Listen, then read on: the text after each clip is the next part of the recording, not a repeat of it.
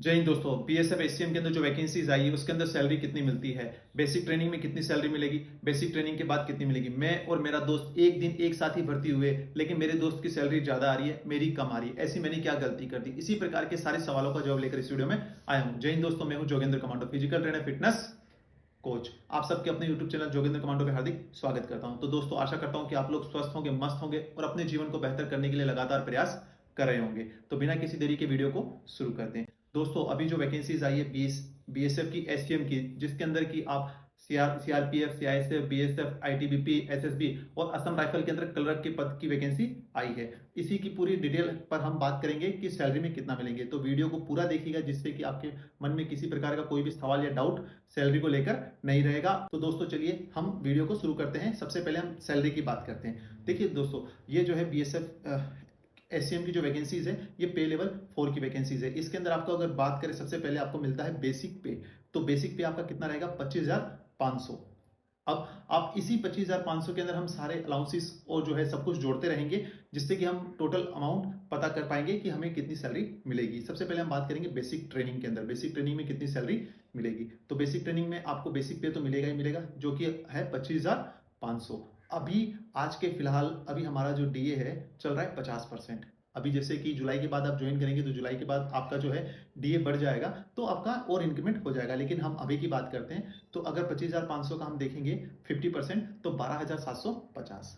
अब इसके अंदर आपका डियरनेस अलाउंस जुड़ गया 12,750। अब इसके अंदर हमें और क्या मिलेगा? इसके साथ हमें मिलेगी एक राशन मनी। देखिए, कुछ जगह पर आपकी ऐसी पोस्टिंग होती है जहां पर आपको राशन मनी नहीं मिलती है, जैसे कि असम राइफल है, जहां पर अगर आपको राशन अलॉट किया जा रहा है वहां पर नहीं मिलेगा। अदरवाइज आपको, अगर जैसे आप छुट्टी पे जा रहे हैं तो आपको आपके सैलरी के अंदर राशन मनी मिल जाएगा। तो अगर हम राशन मनी की बात करें तो 4,283 रुपए ये आपको मिलेंगे।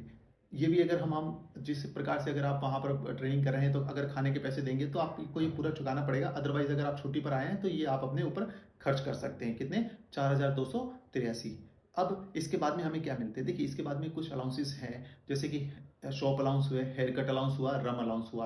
तो जैसे ये 56-56 रुपए हैं। और रम अलाउंस क्या होता है कि आप कितने हाई एल्टीट्यूड पर ट्रेनिंग कर रहे हैं, बेसिक ट्रेनिंग कर रहे हैं, या फिर आप कहाँ पर ड्यूटी कर रहे हैं, उस पर डिपेंड करता है। तो उसी उसके मिलाकर आपको 197 रुपीज के समथिंग मिलता है। अब दोस्तों, बात करते हैं बेसिक ट्रेनिंग के अंदर। देखिए, कुछ ट्रेनिंग सेंटर के अंदर जब आप जाते हैं तो आपको अगर वहां पर क्या है, टीपीटी मिलते हैं। तो टीपीटी कितना मिलेगा? 2700 रुपए। अब इसके साथ में से दोस्तों क्या होता है, कभी कभी जहां पर आप ट्रेनिंग के लिए जाते हैं, जैसे कि आप आईटीबीपी में जाते हैं या एसएसबी में, असम राइफल, कुछ ट्रेनिंग सेंटर ऐसे हैं जहां पर आप जाने पर वहां का आपको रिस्क अलाउंस भी दिया जाता है। बेसिक ट्रेनिंग के साथ ही आपके रिस्क अलाउंस शुरू कर देते हैं। लेकिन कुछ फोर्सेज के अंदर या फिर कुछ ट्रेनिंग सेंटर ऐसे हैं जहां पर आपको जाने पर वो नहीं मिलता है रिस्क अलाउंस, क्योंकि वो जहां पर आप ट्रेनिंग करें वहां वो रिस्क फैक्टर में या फिर रिस्क अलाउंस के अंदर नहीं आता होगा, इसलिए आपको नहीं मिल रहा है। बाकी टीपीटी आपको 2700 रुपए मिल जाएंगे। अब अगर हम टोटल इसका काउंट करते हैं कि बेसिक ट्रेनिंग के अंदर हमें कितना पैसा मिल जाएगा, तो तकरीबन ये 46,000 के ऊपर आपका अमाउंट बन जाता है। अब हम बात करते हैं कि 46,000 के ऊपर है, अब हमारा डिडक्शन क्या होगा। देखिए, कुछ गवर्नमेंट डिडक्शन होते हैं, जैसे कि अगर मेन डिडक्शन की बात करें तो हमारा मेन डिडक्शन एनपीएस का समझिए। एनपीएस के अंदर क्या होता है कि आपका जो बेसिक सैलरी प्लस डीए दोनों को जोड़कर जितना होता है उसका 10% हमें एनपीएस यानी कि न्यू पेंशन स्कीम के अंदर उसके अंदर जमा कराना रहता है। अगर हम उसकी बात करें तो कितना रुपए होते हैं वो हमारे 3,825 रुपए। और ये जिस हिसाब से आपका बेसिक डीए बढ़ेगा और बेसिक पे बढ़ेगा, तो उस हिसाब से आपको ये जो है पैसा बढ़ता रहेगा। तो अगर हम बात करें ऑन एंड हैंड, अगर हमारे हाथ में पैसा कटकर कितना आएगा, तो तकरीबन 42,000 के लगभग आपके समथिंग आपके हाथ में ऑन हैंड सैलरी आएगी। लेकिन कुछ जैसे कि मैंने आपको बताया, जहां पर रिस्क अलाउंस मिलता है, जहां पर ट्रेनिंग सेंटर है वहां पर रिस्क है, तो रिस्क अलाउंस अगर मिलता है तो रिस्क अलाउंस के भी 3 फैक्टर माने गए हैं। किस हिसाब से रिस्क अलाउंस के 3 फैक्टर माने गए हैं, मैं आपको बताना चाहूंगा दोस्तों कि 21,600 ये पहला है। हार्डशिप अलाउंस एक ए पे आता है, इसकी 21,600। अगर आप इसमें 21,600 के अंदर चले जाएंगे तो आप देख के मान के चलिए कि आपकी सैलरी सडनली 70 प्लस हो जाएगी। सेकेंड थिंग आता है 12,100। और तीसरा रिस्क अलाउंस आता है 9,336 रुपए। ये आपके मेजर रिस्क अलाउंस है। अगर आप जहां पर बेसिक ट्रेनिंग कर रहे हैं अगर वहां पर मिलता है तो आप इसको ऐड कर सकते हैं, जिससे कि आपकी सैलरी 70 प्लस हो जाएगी। अब 70 प्लस हो जाएगी। और अदरवाइज अगर नहीं मिल रहा है तो आपका 40 प्लस यानी 42 43 के लगभग आएंगे। अब दोस्तों, इसके अंदर मैंने एक सवाल था आपके मन में कि सर, मैं और मेरा दोस्त तो एक साथ ही भर्ती हुए थे, लेकिन मेरे दोस्त की सैलरी मुझसे ज़्यादा है और मेरी कम आ रही है, ऐसी मैंने क्या गलती की? देखिए दोस्तों, इसके अंदर क्या होता है, बाकी सब अलाउंसेस और सब चीज़ तो अगर आप सेम ही रैंक पे सेम डे अगर जॉइन हुए हैं, तो आपका बेसिक पे और वो सब सेम ही रहेगा। बट इसके अंदर डिफरेंस कहाँ पर हमारी सैलरी में आता है? HRA, home rental allowance. ये वेतन आयोग 7 के अंदर हमें दिया गया था, पे कमीशन 7 के अंदर इसके अंदर दिया गया था। अगर आप जैसे 3 कैटेगरी बाँटे गए हैं, एक्स, वाई, जेड। अगर आप जेड कैटेगरी में आते हैं, जेड कैटेगरी का मतलब होता है कि आप कोई ऐसे क्षेत्र से आते हैं जहाँ पर आपका शहर, गाँव, जो शहर या फिर सिटी या फिर आपका जो गाँव है वो जेड कैटेगरी में आता है, इसका 10% आपको एचआरए मिलेगा। तो कितना हो गया आपका? 2,550 रुपए। अब वहीं पर अगर अगर आपका दोस्त वाई सिटी से आता है तो उसे 20% मिलेगा, यानी कि आपसे वो डबल हो जाएगा। कितना हो जाएगा? 5,100 रुपए हो जाएंगे। वहीं पर अगर वो मेट्रोपॉलिटन सिटी से आता है, जैसे कि आपको दिल्ली, मुंबई, चेन्नई, कलकत्ता, अहमदाबाद और भी बहुत सारी ऐसी सिटीज़ हैं। अगर आप गूगल सर्च करेंगे तो गूगल पर आपको मिल जाएगा कि एक्स सिटीज़ कौन सी हैं, एक्स कैटेगरी की सिटीज़, तो वो आपको बता देंगे। अगर आप वहाँ से आते हैं तो आपका बेसिक पे जो है, बेसिक पे का 30%, यानी कि 30% आपको एचआरए मिलेगा। अगर हम 30% एचआरए की बात करें तो आपके 7,650 रुपए। अब देख लीजिए आपका और आपके दोस्त के अंदर तकरीबन अगर वो 30% यानी कि एक्स सिटी से आ रहा है और आप जेड सिटी से आ रहे हैं, तो दोनों की सैलरी के अंदर 5,100 रुपए का डिफरेंस हो जाता है। ये छोटा डिफरेंस नहीं है, बड़ा डिफरेंस है। बट इसमें क्या होता है कि आप कुछ नहीं कर पाएंगे, क्योंकि जो आपका होम टाउन है या फिर आप जहाँ पर रहते हैं वो डिपेंड करता है। जब आप भर्ती होंगे या ज्वाइनिंग करते हैं ना, तो उस समय आप जो डॉक्यूमेंट देंगे, जो आपका आधार कार्ड पे या फिर आपका परमानेंट रेजिडेंस एड्रेस होगा, जो आपका मूल निवास पे होगा, वही एड्रेस आपका काउंट किया जाता है। बट क्या होता है कि एक ऑप्शन होता है कि आप बेटर प्रोस्पेक्ट के लिए या फिर बेटर अपॉर्चुनिटी या फिर मान के चलिए कि बेटर फैसिलिटी के लिए अगर आप सिटी के अंदर अगर किराए पर मकान लेकर रहते हैं, तो आप किरायानामा यानी कि जो रेंट एग्रीमेंट जिसे कहते हैं, रेंट एग्रीमेंट जमा कराने के बाद में आप चाहें तो एक्स सिटी के अंदर भी रह सकते हैं, लेकिन आपको वहाँ पर रेंट पर अपने परिवार के साथ रहना रहेगा, जिससे कि आप जो है 10% की बजाय 30% में कन्वर्ट हो जाएंगे। अगर आप जेड सिटी में है तो 10%, वाई सिटी में है तो 20% और एक्स सिटी में है तो 30%। यही एक मेजर डिफरेंस आता है सैलरी में, जो कि आपका ज्वाइनिंग आपके साथ में जो आता है उसका।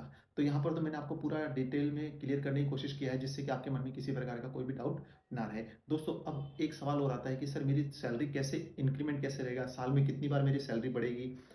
तो मैं आपको दोस्तों बताना चाहूँगा, सेंट्रल गवर्नमेंट एम्प्लॉय की साल में 3 बार सैलरी इंक्रीज़ होती है। इंक्रीज़ यानी बढ़ोतरी होती है। सबसे पहले 2 बार आपको बताना चाहूँगा, सबसे पहले 2 बार डीए बढ़ता है, जो जनवरी और जुलाई के अंदर बढ़ते हैं। यानी कि जनवरी से मिलना शुरू नहीं हो पाता है, क्योंकि वो मार्च तक डिक्लेयर होता है, उसके बाद में उसका एरियर आ जाता है। यहाँ पे भी अगस्त सितंबर तक डिक्लेयर होता है गवर्नमेंट के द्वारा, उसके बाद में आपको अक्टूबर या सितंबर की सैलरी के अंदर आपको मिल जाता है।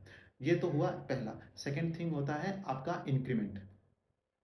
साल में अगर आपका या तो जनवरी में लगेगा या जुलाई में लगेगा। ये भी एक अलग-अलग क्राइटेरिया है। अगर आपका जॉइनिंग जुलाई से पहले है तो जनवरी में मिल जाता है, और जुलाई के बाद अगर आपने जॉइनिंग किया है तो वो आपको जुलाई के अंदर मिलता है। तो इस प्रकार से वो 3% आपका इंक्रीमेंट बढ़ता है। वो 3% किस हिसाब से बढ़ेगा? आपका जो बेसिक पे है, बेसिक पे का 3% आपको बढ़ेगा। वो हर साल आपका पे के अंदर, बेसिक के अंदर बढ़ता रहेगा।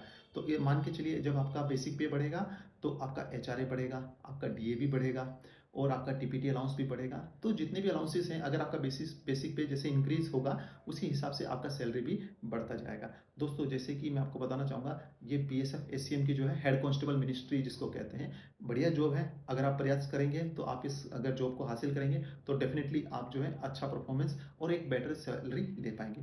दोस्तों, क्या होता है कि हम भी हमारे बेटर प्रोस्पेक्ट के लिए या फिर उज्जवल भविष्य के लिए हम भी कड़ी मेहनत करते हैं कि ज़्यादा से ज़्यादा सैलरी हमें मिले। सैलरी इस इतना कम से कम इतना सैलरी मिले जिससे कि मैं और मेरे परिवार का सहयोग कर सकूं और मैं उनको और भी ऊपर तक पहुंचा सकूं, यानी कि मेरा जो लिविंग स्टैंडर्ड को मैं अप कर सकूं।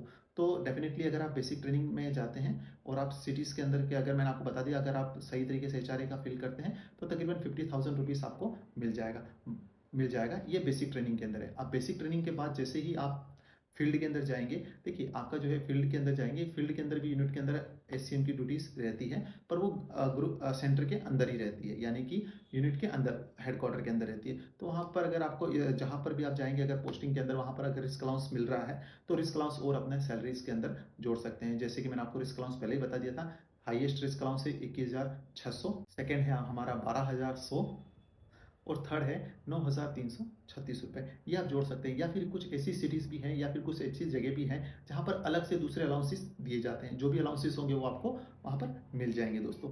उसी अलाउंस के हिसाब से आपकी सैलरी भी इंक्रीज हो जाएगी। अगर आप 21,000 में चले गए तो देखिए आप जैसे ही ज्वाइनिंग करते ही आपकी सैलरी जो है 70 प्लस हो जाएगी। तो ये जो है आपकी पोस्टिंग के ऊपर डिपेंड करता है कि आप टोटल कितनी सैलरी ले पाएंगे। यहाँ पे मैंने कोशिश किया है कि आपको ये सहयोग कर सकूं कि सैलरी कितनी रहेगी, क्योंकि आपके मन में एक उत्सुकता रहती है, मतलब कि एक जिज्ञासा रहती है कि सर मैं इसमें कड़ी मेहनत करूँ, सैलरी कितनी मिलेगी।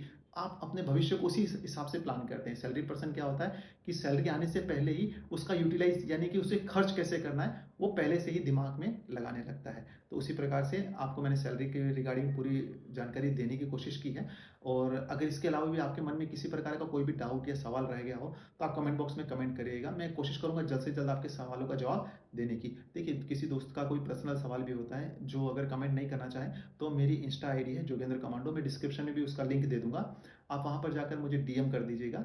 हो सकता है थोड़ा सा डिले हो, बट मैं कोशिश करता हूँ कि जल्दी से जल्दी जवाब देने की। तो आप वहाँ पर भी जाके मुझे फॉलो कर लीजिए। फॉलो करना चाहे तो फॉलो कर सकते हैं और डीएम करना चाहे तो डीएम भी कर सकते हैं।